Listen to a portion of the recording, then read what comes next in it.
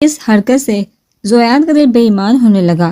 پل بڑھ کے لیے اس کے قدم رکے، مگر پھر اس نے اپنے قدم بڑھائے اور دل میں کہا، زیادہ خوش مت ہو زویان نظر، ابھی نیند میں ہے، ہوش میں وہ تیرے سینے پہ اپنی گردن نہیں بلکہ تیرا گلا ہی دبائے گی۔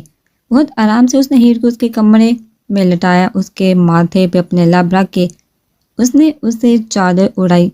چادر اڑا کے وہ جیسے ہی بلٹا چونک کے ایک دم وہ دوبارہ ہیر کی طرف گھوما۔ اس نے ہیر کا سیدھا ہاتھ تھاما تو پل بھر کے لیے حیران ہو گیا۔ اس نے دوبارہ سوئی ہوئی ہیر کا چہرہ دیکھا، ہیر جس کے سیدھے ہاتھ کی تیسری انگلی میں آج بھی زویان کی دی ہوئی پرپوز ڈے والی رنگ تھی، یعنی وہ آج بھی مجھ سے محبت کرتی ہے۔ زویا نے خود ہی اندازہ لگایا۔ زویا نے کچھ سوچتے ہوئے بہت آرام سے اس کے ہاتھ سے رنگ نکالی۔ ماما مجھے آپ سے بات کرنی ہے۔ ہیر کے کمرے سے نکل کے زویا نے نمرہ بیگم کے کمرے کا رخ کیا۔ نمرہ بیگم جو ابھی ابھی شکرانے کے نفل پڑھ کے بیٹھی تو زویان کے کہنے پہ ان کا دل انہونی خدشات سے ڈرنے لگا۔ ہاں بیٹا بولو۔ ماما مجھے یہ بات تو پہلے سے پتہ تھی کہ پاپا کی آپ دوسری وائف ہیں۔ میں نے کئی بار پاپا کو آپ سے کہتے سنا تھا کہ میں نے تمہارے لیے شاہ جہاں کو دھوکہ دیا۔ آج آپ مجھے خلاصہ کرے اور ماما کون سا دھوکہ دیا پاپا نے اور آپ نے شاہ جہاں آنٹی کو کیوں؟ صنم پاپا سے اتنی بدگمان ہے، مجھے سچ جاننا ہے ماما۔ نمرہ بیگم ایک ٹھنڈی آ بڑھ کے بیڈ پہ بیٹھ گئی۔ جس سوال کا سامنا کرنے سے وہ ڈر رہی تھی، آج وہی سوال ان کے سامنے ان کا بیٹا دہرا رہا تھا۔ نمرہ بیگم نے سب کچھ سچ سچ زویان کو بتا دیا۔ ساری بات جاننے کے بعد زویان سکتے میں تھا، اسے سمجھ نہیں آ رہا تھا کہ کیا بولے۔ ماما آپ نے اپنے لالچ میں زبردستی کی محبت پانے کے لیے طویل گھنٹے کا استعمال کیا، شاہجہاں آنٹی کی دوست ہو کے ان کے شوہر پہ ہاتھ ڈالا۔ اف ماما یہ کیا کیا آپ نے؟ زویان ایک دم چیخ پڑا۔ ایک لڑکی کی ذات کو پیدا ہونے سے پہلے سوالیہ نشان بنا دیا۔ مجھے شرم آ رہی ہے ماما اپنے آپ سے۔ سلام ہے صنم کو، وہ آپ کو اور پاپا کو اپنے سامنے برداشت کرتی ہے، چپ رہتی ہے، واقعی اعلیٰ ظرف کی مالک ہے۔ شاہجہاں آنٹی کہ انہوں نے آپ کو معاف کر دیا، نانی کو معاف کر دیا، پاپا کی تکلیف پہ وہ تڑپ گئی، مگر صنم اتنی ذلت کی حقدار نہیں، وہ اپنی جگہ بالکل ٹھیک ہے، پاپا کو کوئی حق نہیں اس کی زندگی کا کوئی بے فیصلہ کرنے کا۔ وہ اپنی آنکھوں کے سامنے آپ دونوں کو برداشت کرتی ہے، یہی اس کا ظرف ہے، ظرف کی مثال ہے۔ اس کی جگہ اگر میں ہوتے تو پتہ نہیں آپ دونوں کے ساتھ میں کیا کر بیٹھتا، اس شخص کا انجام کیا کرتا جس نے میرا وجود، میری شخصیت کو سوالیہ نشان بنا دیا۔ یہ بول کے زویان غصے میں کمرے سے نکل گیا اور نمرہ بیگم ایک بار پھر پچھتاوے کی آگ میں جلنے لگی۔ بہزاد کافی دیر سے شاندے کا انتظار کر رہا تھا، وہ صبح ہی صنم کے ساتھ ہسپتال سے نکل گئی تھی۔ بہزاد دوپہر میں آیا تو اسے پتہ چلا شاندے ابھی تک گھر نہیں آئی۔ پہلے اسے پریشانی ہوئی، مگر جب اس کے نمبر پہ شاندے کا ٹیکسٹ آیا کہ وہ شام تک گھر آ جائے گی، ابھی صنم کے ساتھ ہے، تو وہ ریلیکس ہو گیا۔ شام سے رات ہونے کو تھی، مگر شاندے کا کچھ پتہ نہیں تھا۔ اس سے پہلے بہزاد غصے میں کمرے سے نکلتا، شاندے نے کمرے میں قدم رکھا۔ تم نے کہا تھا شام تک آ جاؤں گی، بہزاد نے غصے میں شاندے سے پوچھا۔ شاندے نے اپنا بیگ سائڈ پر رکھا اور بیڈ پر تقریباً لیٹتے ہوئے کہا، ہاں میں صنم کے ساتھ ہی اس لیے لیٹ ہوگی، آپ کو بتایا تھا میں نے، دیر سویر ہو جاتی ہے۔ یہ بول کے شاندے بہزاد کو اگنور کر کے جانے لگی، تب بہزاد نے اس کا ہاتھ تھام کے کہا، مجھ سے کس بات کی ناراضگی ہے شاندے؟ میں نے کیا کیا ہے بہزاد؟ اس ٹاپک کو نہ ہی چھیڑے تو بہتر ہوگا۔ جہاں بیٹھو۔ بہزاد نے اسے صوفے پہ بٹھایا اور کہا، اب بتاؤ میرا کیا قصور ہے؟ بہزاد صنم کا کیا قصور ہے یہ بتائیے؟ مجھے کیوں اسے ہر دفعہ تنہائی کی سزا سنائی جاتی ہے؟ کیوں ہر دفعہ سے شاہجہاں آنٹی ذلیل کرتی ہیں؟ آپ نے بھی اسے ہی قصوروار ٹھہرایا، کیوں؟ شاندے تم جانتی ہو اظہر بھائی کی حالت، اگر انہیں کچھ ہو جاتا تو؟ میں یہ سب نہیں جانتی بہزاد، آپ نے حالی صنم پہ نظر رکھی ہوئی تھی، میں نے اس کے ساتھ وقت گزارا ہے، بچپن سے میں اس کے ساتھ ہوں۔ اگر اظہر انکل نے اس کے ساتھ ناانصافی کی ہے تو ناانصافی شاہجہاں آنٹی نے بھی کی ہے۔ 12 سال کی بچی تپتی ہوئی دھوپ میں سزا میں اس لیے کھڑی ہوتی تھی کیونکہ اس کی ماں کے پاس اس کو پڑھانے کا ٹائم نہیں ہوتا تھا۔ جس دن رزلٹ ہوتا تھا سب کی پیرنٹس آتے تھے، مگر صنم کی ماما بزنس میٹنگ میں مصروف ہوتی تھی۔ صنم جب بالغ ہوئی تو آگے کے معاملات اس کی ماں کے ہوتے ہوئے میری ماں نے سمجھائے۔ کیوں بہزاد کیوں؟ عزت آپی کی واہ واہ کرتے نہیں تھکتی تھی، آنٹی اور صنم کی چھوٹی سی غلطی پہ بھی شاہجہاں آنٹی اسے باپ کا تانا دینا نہیں بولتی تھی۔ کیوں بہزاد کیوں؟ کیا وہ اپنی مرضی سے دنیا میں آئی تھی؟ جب صنم 7 سال کی تھی تب شاہجہاں آنٹی نے اسے اس کی شرارت پہ پہلا تھپڑ یہ کہہ کے مارا تھا، باپ تو پہلے اس کی وجہ سے مجھے زمانے میں رسوا کر کے اب یہ بھی میرا نام خراب کرے گی۔ اس کی شرارت کیا تھی؟ حال ہی کہ اس نے سامنے والی آنٹی کو دروازے کی بیل بجائی تھی، وہ بھی اس وجہ سے کہ ان کا کتا گھر سے کودنے کی کوشش کر رہا تھا۔ شاندے روتے روتے صنم کے ساتھ ہوئی، ظلم گنوا رہی تھی اظہر انکل کی آج شاہجہاں آنٹی کو اتنی لگ رہی ہے کہ ان کی زندگی کی دعائیں مانگ رہی ہیں، تو پہلے معاف کر دیتی نا انہیں، تاکہ ایک لڑکی کی ذات کو مجبور نہیں ہوتی، اسے یہ تانا نہیں سننا پڑتا کہ اس منحوس کی وجہ سے اس کا باپ چھوڑ کے گیا۔ کاش یہ پیدا ہوتے ہی نہیں ہوتی۔ ایک شخص کو دل میں جگہ دی تھی، اس پہ بھروسہ کرنا شروع کیا تھا۔ مسکرانے لگی تھی، صنم بولنے لگی تھی اپنا بچپن تو اس نے بھی اپنی اوقات دکھا دی، اب جب وہ اپنے حق کے لیے بولی تو اسے ہی قصوروار بنا دیا آپ سب نے۔ شاندی بے تحاشا رو رہی تھی، ادھر بہزاد بھی خاموش تھا۔ اسے اندازہ نہیں تھا کہ اس کی ملکہ اس بچی کو اس جرم کی سزا بچپن سے دیتی ہے جو اس نے کیا ہی نہیں۔ بہت تکلیف تھی نا سب کو صنم سے، اس کی ذات سے چلی گئی ہے وہ سب سے دور، کبھی واپس نہ آنے کے لیے۔ کہاں گئی ہے صنم؟ شاندی مجھے بتاؤ، بہزاد نے پریشان ہوتے ہوئے پوچھا۔ کوئی ضرورت نہیں ہے آپ کو اس کے لیے پریشان ہونے کی، آپ صرف اپنی ملکہ اپنے بانجی کے لیے پریشان ہو۔ قسم ہے آپ کو بہزاد، اگر آپ نے یہ بات چوکی کہ صنم گھر پر نہیں ہے یا چلی گئی ہے کہیں، اگر آپ نے ایسا کیا تو یقین جانیے میں آپ سے کبھی بات نہیں کروں گی۔ شاندی یہ بول کے کمرے سے چلی گئی۔ میں بھی آپ کے ساتھ چلتی ہوں وہاد۔ ارے میری جان، اتنی جلدی جلدی تمہارا سفر کرنا سیب نہیں ہے، ماما بھی یہی ہیں، ابھی تم اکیلی وہاں کیا کرو گی؟ تمہاری کنڈیشن میں ٹھیک نہیں ہے۔ وہاد کے کہنے پہ عطرت ایک دم منہ لٹکا کے بیٹھ گئی۔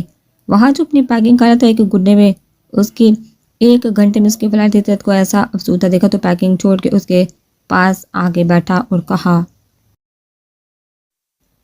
ادھر دیکھو میری طرف۔ وہاد کے کہنے پہ عطرت نے افسردہ شکل بنا کے اسے دیکھا۔ اس کی شکل دیکھ کے وہاد کو اس پہ بہت پیار آیا۔ اس نے جھک کے اس کے لبوں کو چوما، کہا، اب ایسی شکل بناؤں گی تو میرا جانا مشکل ہو جائے گا، تو پھر مجھے بھی ساتھ دے کر چلیے نا۔ دیکھو عطرت، جہاں آنٹی کو تمہاری ضرورت ہے، مانا کہ ان کے ساتھ ان کی پوری فیملی ہے، مگر پھر بھی انہیں تمہاری ضرورت ہے۔ مجھے نہیں لگتا آنٹی ابھی فی الحال صنم سے کوئی بات کریں گی یا اس کی شکل بھی دیکھیں گی۔ پلیز مجھے ہنستے ہنستے ودا کر دو، 2 ہفتوں کی تو بات ہے، پھر آ جانا پنڈی۔ وہاد کے سمجھانے پہ عزت کافی سنبھل گئی تھی۔ بلائے سامنے فی الحال سائم سے بالکل بات چیت بند کر دی ہوئی تھی۔ انہیں کہیں نہ کہیں اندازہ تھا کہ صنم کے ساتھ سائم نے کچھ کیا ہے، وہ دونوں پہلے سے ایک دوسرے کو جانتے ہیں۔ عزیز صاحب کو ہسپتال سے چھٹی دے دی گئی تھی، فی الحال وہاد صاحب کے گھر پہ تھے، مگر جب سے ہسپتال سے آئے تھے بالکل خاموش تھے۔ اگر کوئی بات کرتا تو کرتے، ورنہ اکثر خاموش ہی رہتے۔ شاہجہاں بیگم کسی سائے کی طرح ان کے ساتھ ہی، جبکہ نمرا نے اپنے قدم پیچھے کر لیے تھے۔ اسی دوران کسی ایک کو بھی ایک بار صنم کا خیال نہیں آیا، اور یہ بات بہزاد کے لیے کافی حیران کن تھی۔ اسے کہیں نہ کہیں شاندی کی باتیں کافی حد تک صحیح بھی لگی تھی، یہاں تک کہ ایک بار بھی عطرت کو بھی اپنی بہن کا خیال نہیں آئے۔ دائی جان کو وہاد نے فی الحال اپنے گھر میں بلا لیا تھا۔ اپنی بیٹی کی حالت دیکھے ان کی حالت بہت مشکل سے سنبھلی تھی۔ بلاج بادل سے کافی ناراض ہو کے پنڈی گیا تھا۔ جس دن حنزہ و بادل کی لڑائی ہوئی، اس دن بادل کے پاس کسی کام سے آنے والا بلاج سب سن چکا تھا، مگر اس نے بادل پہ یہ ظاہر نہیں کیا تھا کہ وہ ان دونوں کے خراب تعلقات جان چکا ہے۔ ایئرپورٹ پہ ہی بلاج بادل کی کافی عزت افزائی کر چکا تھا۔ اس نے صاف صاف لفظوں میں بادل کو کہہ دیا تھا، اب وہ کراچی جب بھی آئے گا، وہ جب حنزہ اسے معاف کر دے گی اور ان دونوں کے درمیان سب کچھ صحیح ہو جائے گا، اس سے پہلے وہ اس سے بات بھی نہیں کرے گا۔ آج وہاج مینشن میں قرآن خوانی رکھی گئی تھی۔ عزیز صاحب کی صحتیابی کے باعث پورا خاندان ہی ان کا جمع ہونے والا تھا۔ جب شاہجہاں نے بہزاد کو کال کر کے صنم کو بھی لانے کا کہا، ملکہ کی بات پہ بہزاد کو دل بہت دکھا تھا۔ آج 1 ہفتے بعد اسے یاد آیا کہ ان کی ایک بیٹی بھی ہے۔ بہزاد کو یہ سوچ سوچ کے حیرانی ہو رہی تھی کہ یہ بات حالی شاندی اور وہ جانتے ہیں کہ صنم گھر پہ نہیں، مگر شاہجہاں کے علم میں یہ بات ہے، وہ 1 ہفتے سے گھر پہ ہے۔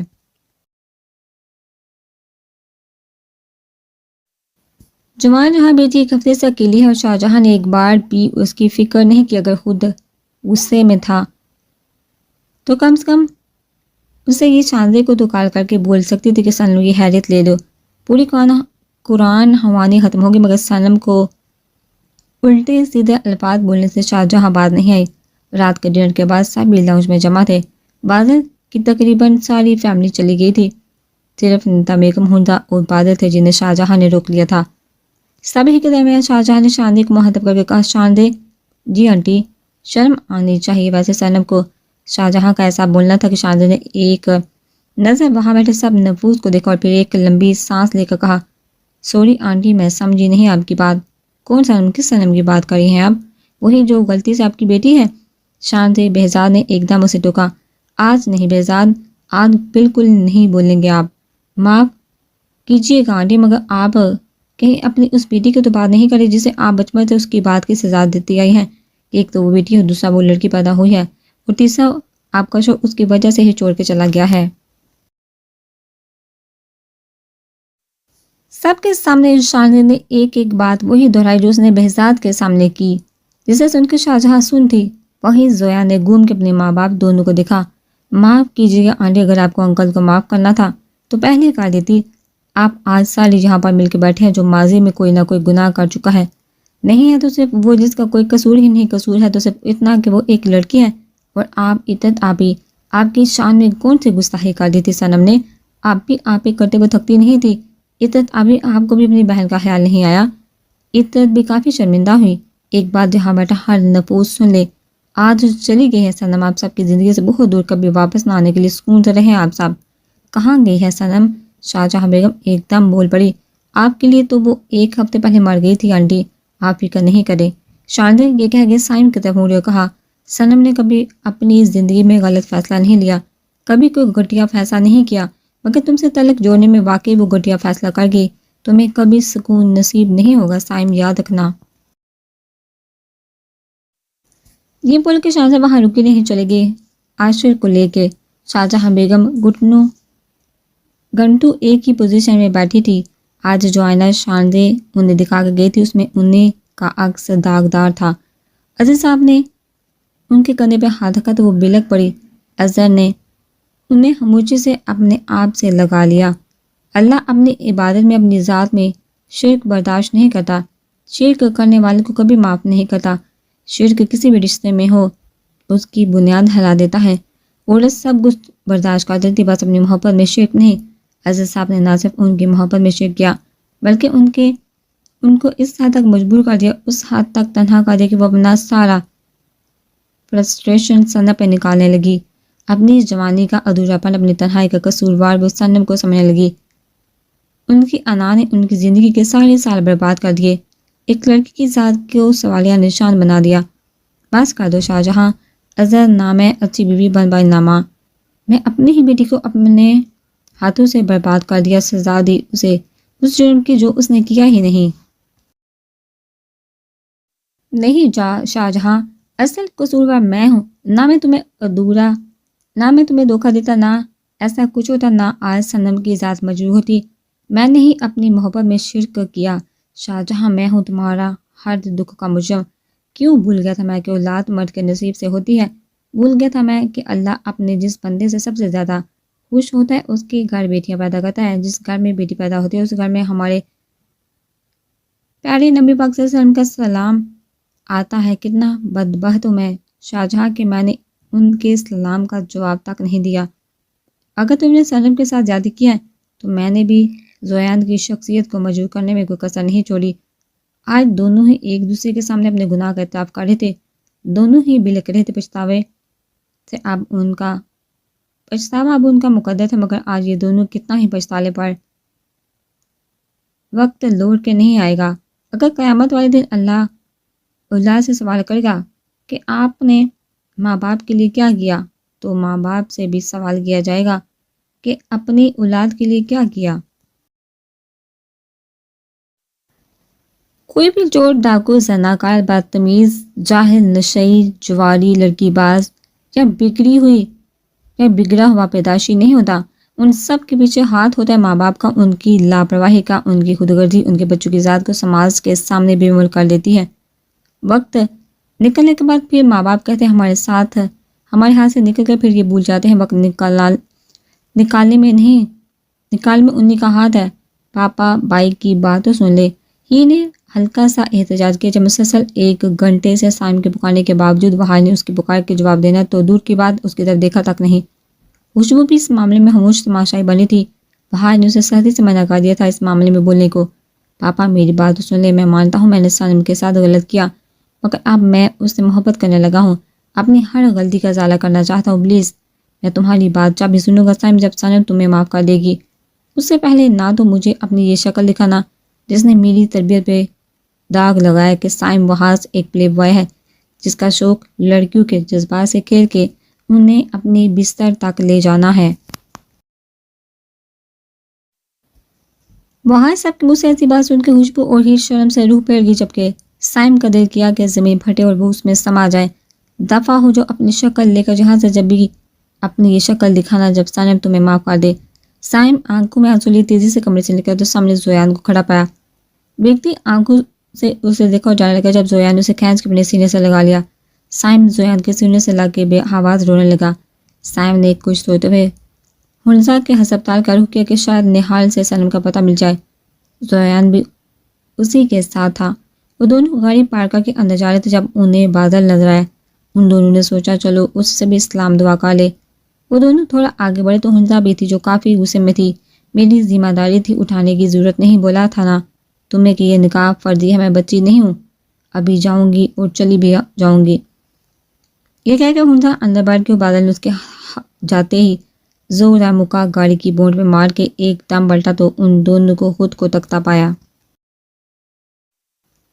ان تینوں نے وہ تینوں کیفیٹیریا میں بیٹھے تھے. بادل بھی اپنی غلطی ان کے آگے رکھ چکا تھا مگر سل اسے جھٹکا زویان کے کارنامے سے لگا تھا. اب ایک ہی حل ہے ہم تینوں کے پاس. زویان نے سر کے نیچے ہاتھ رکھتے ہوئے کہا. کون سا حل؟ سائم نے تجسس سے پوچھا. میں تم دونوں کو رات کو ایک ایڈریس بھیجوں گا، وہاں تم دونوں جانا، وہیں ڈسکس کریں گے اپنی بیویوں کو کیسے اپنے پاس واپس لایا جائے. شاید تو بول رہے تو صنم میری بیوی نہیں. سائم نے کافی منہ بنا کے یہ بات کہی. تو بنانا تو چاہتے ہیں نا؟ ہاں تو بس کل ملتے ہیں ہم.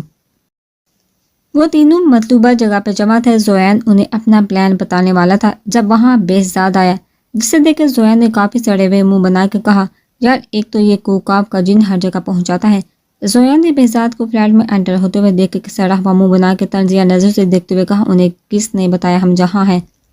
زویان نے سائم کی طرف مشکوک نگاہوں سے دیکھتے ہوئے کہا ہاں میں نے بتایا. زویان کے شک کو سائم نے یقین میں بدل کے کہا بیٹا یہ کوکاب کا جن ہی تجھے تیرے باپ سے بچا سکتا ہے اور عزت سے تیری بیوی تجھ تک لا سکتا ہے. بندہ جو تو میری بہن کے ساتھ کر چکا ہے مت پوچھ کہ میں کیسے برداشت کر بیٹھا. سائم نے زویان کو غصے میں گھٹے ہوئے کہا ہاں تم نے تو جیسے داستان عشق محبت لکھی ہے میری بہن کے ساتھ. زویان نے بھی حساب برابر کرتے ہوئے کہا ایک کام کرو بہن کھیلو تم دونوں، اپنی بیوی سے ہم قبر میں ملیں گے. بادل نے دونوں کو غصے سے کہا بات سن زویان، یہ جسے تم کوکاب کا جن بول رہے ہو آج میں خوبصورتی میں ہم تینوں کو ماں دے دیتے ہیں. سائم نے بہزاد کو بلیک قمیض شلوار میں آدھا دیکھ کے کہا ہیلو بوائز مجھے دیر تو نہیں ہوئی آنے میں؟ سائم نہیں ماموں. زویان نے بہزاد کو دیکھ کے کافی سڑا ہوا منہ بنایا ہوا تھا جسے دیکھ کے بہزاد کوئی غصہ نہیں کیا بلکہ زویان کو دیکھتے ہوئے کہا یار تم مجھ سے اتنے ہار کیوں کھاتے ہو؟ میں کیوں ہار کھاؤں گا آپ سے بہزاد بھائی؟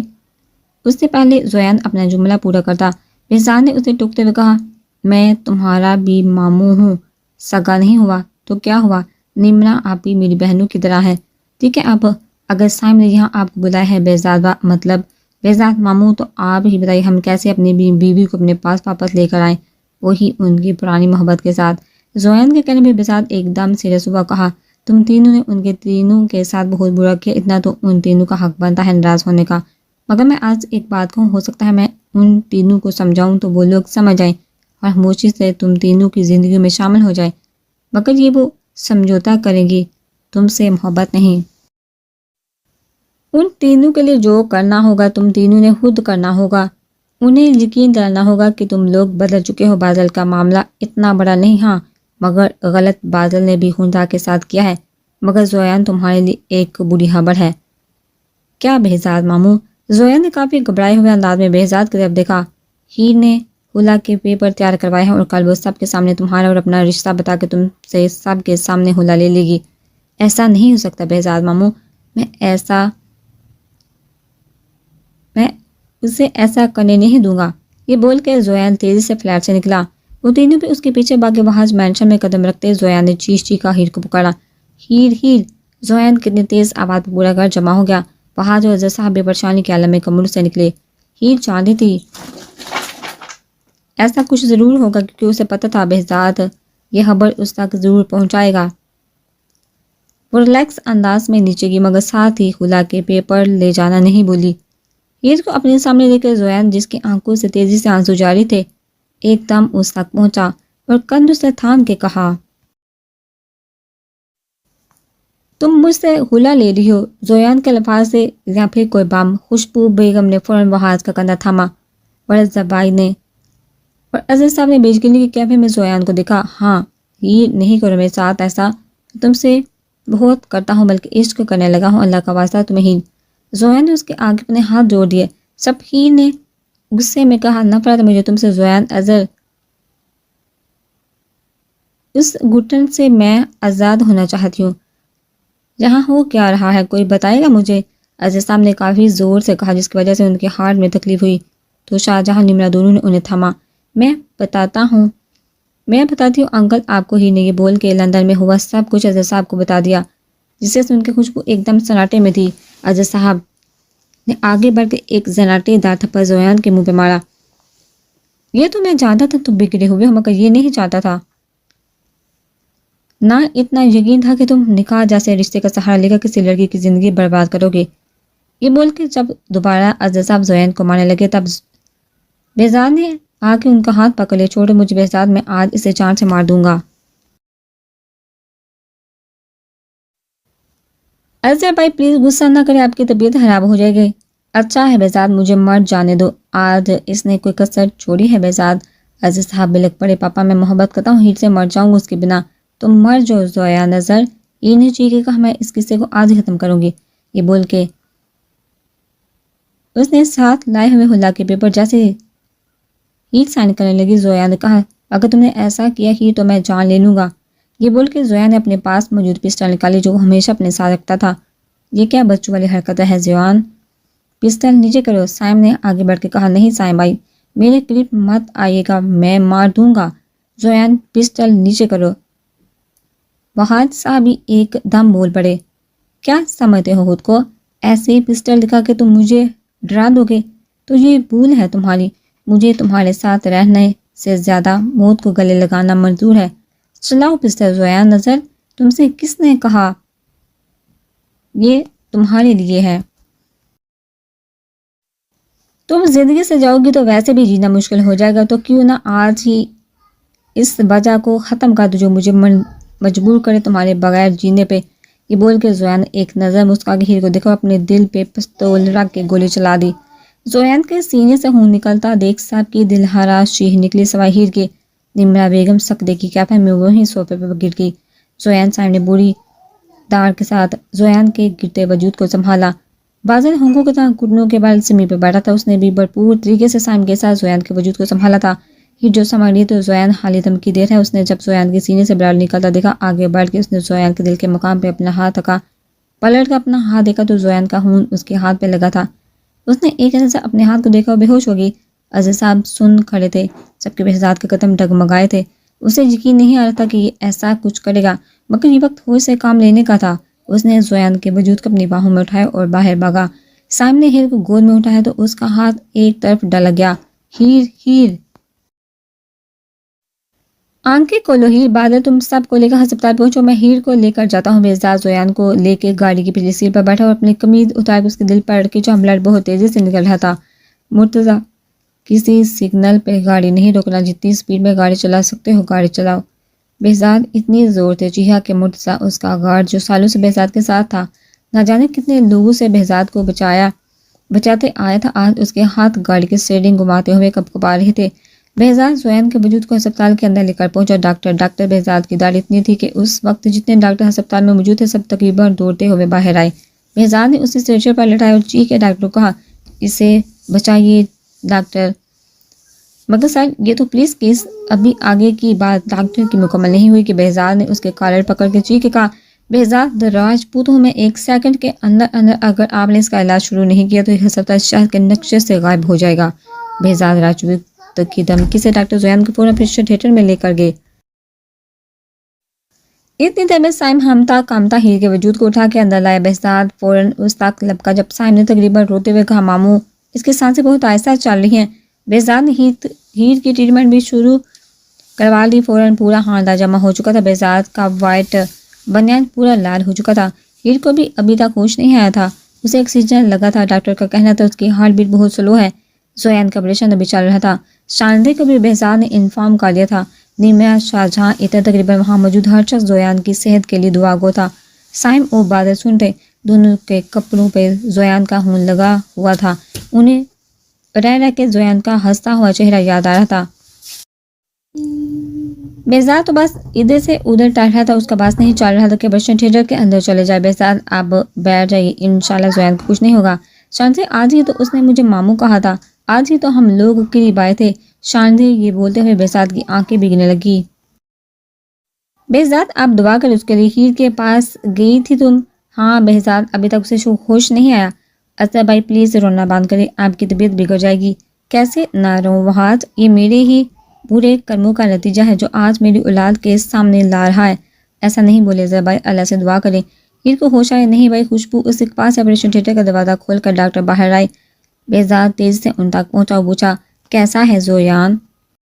دیکھیے بہزاد صاحب، ہم کچھ بھی نہیں کہہ سکتے۔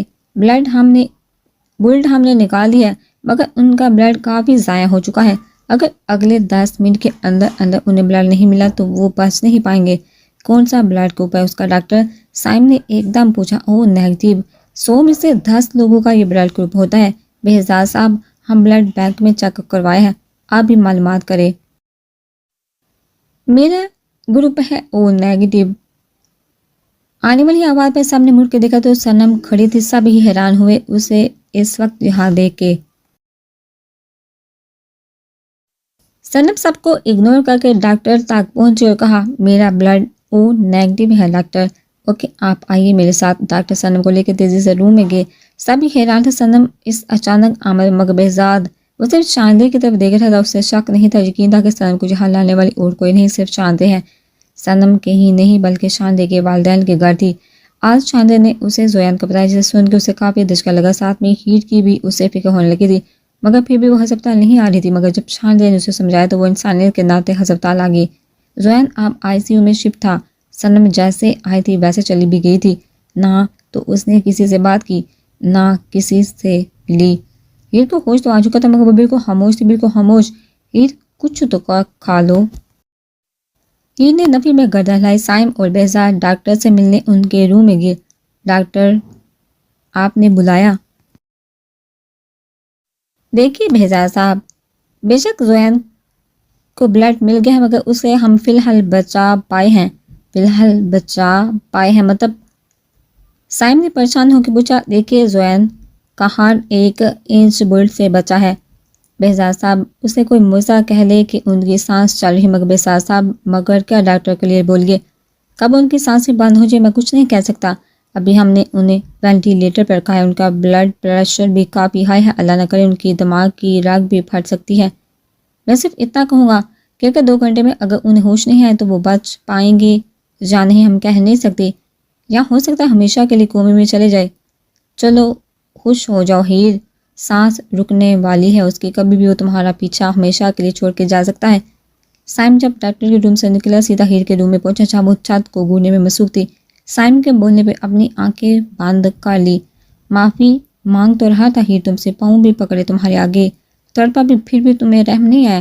نعوذ باللہ تم خدا سے بڑھ کے ہو گئی، ارے وہ بھی ہمارے اتنے گناہ پہ ہمارے ایک دفعہ معافی مانگنے پہ ہمیں معاف کر دیتا ہے۔ اب پڑھو شکرانے کے نفل۔ 2 گھنٹے میں اگر اسے ہوش نہیں آئے تو مر جائے گا، وہ ہمیشہ کے لیے کومے میں چلا جائے گا۔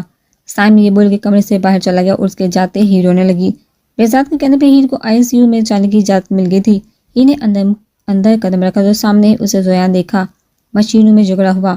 مجھے معاف کر دو ہیر، میں بہت محبت کرنے لگا ہوں تم سے، ایک موقع دے دو، جب تم ہی زندگی میں نہیں تو اس وجہ ہی کو ختم کر دوں جو جینے کی وجہ ہے۔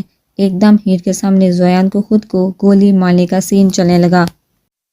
اس کے دماغ میں، اس کے کان میں اس کی منتیں کرنا، اس کی فریاد کرنا، اسے معافی مانگنے یاد آنے لگا۔ ہیر کی آنسو ایک بار پھر گرنے لگے۔ ہیر آنکھوں میں آنسو لیے زویان کی طرف بڑھی۔ وہ زویان کی موت نہیں چاہتی تھی، صرف اسے یہ بتانا چاہتی تھی کہ جب دل ٹوٹتا ہے تو کیسا لگتا ہے، جب بھروسہ ٹوٹتا ہے تو زندگی کیسی ہو جاتی ہے، جب جان سے عزیز جان کا دشمن بن جائے تو زندگی عذاب لگنے لگتی ہے۔ مگر یہاں تو سب کچھ الٹا ہو گیا۔ زویان اظہر ایک بار پھر اسے خود کی طرف لانے میں شاید کامیاب ہو چکا تھا، مگر شاید اب دیر ہو چکی تھی۔ ہیر اس کے بے حد قریب تھی، اتنے کہ اس کے چہرے کی سوجن وہ دیکھ سکتی تھی۔ ہیر کے دل سے اس کے دل کے مقابلے کی چاہ پٹی تھی، سائڈوں کو مشینوں سے کور کیا ہوا تھا۔ اس کے دل پہ شر نہیں تھی تو صرف مشینوں کی تاریں جس نے اس کے جسم کو جگڑا ہوا تھا۔ ہیر کی آنکھوں سے آنسو مسلسل گر رہے تھے۔ اس نے بھلے منہ سے کتنی دفعہ بولا تھا زویان کو مر جانے کا، مگر دل وہ اپنے ہی کہے ہوئے الفاظ پہ اللہ نہ کرے بولتی تھی۔ عورت ایک بار جس مرد سے محبت کر لینا تو اس کی جگہ کسی کو دیتی نہیں، نہ اس سے کبھی نفرت کرتی ہے۔ ہیر نے اپنا ہاتھ بہت آرام سے زویان کے دل کے مقام پر رکھا۔ ہیر کا ایسا کرنا تھا کہ زویان کے دونوں ہاتھ زور زور سے ہلنے لگے۔ Heart C T scan machine میں اس کی ہارٹ بیٹ تیز سے چلنے لگی۔ زویان کی آنکھوں میں جنبش ہوئی، اس کے لبوں دھیرے سے کہا ہیر۔ ہیر نے بہت غور سے اپنا نام سنا تھا۔ اس نے زویان کے ہاتھ پہ اپنا ہاتھ رکھا تو زویان نے بند آنکھوں میں بھی اس کا ہاتھ مضبوطی سے تھام لیا۔ بہزاد جو ہیر کے اندر جانے کے بعد شیشے کے اس پار سے اندر کا سارا نظارہ دیکھ رہا تھا، اس نے زویان کا ہیر کا ہاتھ تھامنے والا عمل بھی دیکھا تھا۔ بہزاد نے تقریباً چیختے ہوئے ڈاکٹر کو آواز دی تھی۔ 10 منٹ بعد ڈاکٹر زویان کے روم سے باہر نکلے اور کہا اسے معجزہ کہہ لے، زویان کو ہوش آ گیا ہے۔ ڈاکٹر کی بات سن کے ہیر نے آنکھیں باندھ کر ایک لمبی سانس لی تھی۔ وہاں کھڑا حال محفوظ خوش تھا۔ مگر بہزاد سر، ایک بات میں آپ کو واضح کر دوں۔ کیا ڈاکٹر؟ اس بار پوچھنے والے اظہر صاحب تھے۔ ذرا سی بھی کوئی پریشانی یا کوئی دکھ، کوئی تکلیف ان کے ہارٹ اٹیک کا باعث بن سکتی ہے۔ بے شک ان کا دل دھڑکنے لگا ہے، مگر اب ان کا دل کمزور ہو چکا ہے۔ ہم ان کا دل پہلے کی طرح مضبوط کرنے کی کوشش کریں گے دوائیوں کے ذریعے، مگر اس میں وقت لگے گا۔ یہ بول کے ڈاکٹر چلے گئے۔ سب ہی تقریباً ہوش تھے جب ہیر نے سائم سے کہا بھائی مجھے گھر چھوڑ دیں۔ سب ہی کو بہزاد نے زبردستی گھر بھیج دیا اور خود رکنا چاہا رہا تھا، مگر ڈاکٹر نے انہیں بھی گھر جانے کو کہا کیونکہ ہارٹ پیشنٹ کے ساتھ وہاں کسی کو بھی رکنے کی اجازت نہیں دی۔ وہ لوگ خود دھیان رکھتے تھے۔ بازار جب سے ہسپتال سے آیا تھا بہت چپ چپ تھا۔ زویان کی اس حرکت پہ وہ کچھ سوچنے پہ مجبور تھا۔ اس نے ہر طرح سے ہن تک منانے کی کوشش کی تھی، معافی تک مانگی تھی، مگر وہ تھی کہ اسے ایک موقع بھی دینے کو تیار نہیں تھی۔ اب بھی وہ انہیں سوچوں کو سوچ کے اوندے منہ صوفے سے ٹیک لگا کے بیٹھا تھا۔ جب کسی کی باتوں کی آواز پہ اس نے آنکھیں کھول کے دیکھا تو ہندا کسی سے کال پہ بات کرتے ہوئے اندر آ رہی تھی۔ ہندا کی نظر جب بازار پہ پڑی تو وہ اسے ہی دیکھ رہا تھا اور چند سیکنڈ بعد وہاں سے اٹھ کے اپنے کمرے کی طرف جانے لگا۔ ہندا کی نگاہوں نے اس کا دور تک پیچھا کیا۔ وہ بات کرتے کرتے 2 پل کے لیے رک چکی تھی۔ ایسا پہلی بار ہوا کہ ہنزا کو دیکھ کے بادل نے اپنا راستہ بدلا تھا اور یہ بات ہنزا کے دماغ پہ لگی تھی۔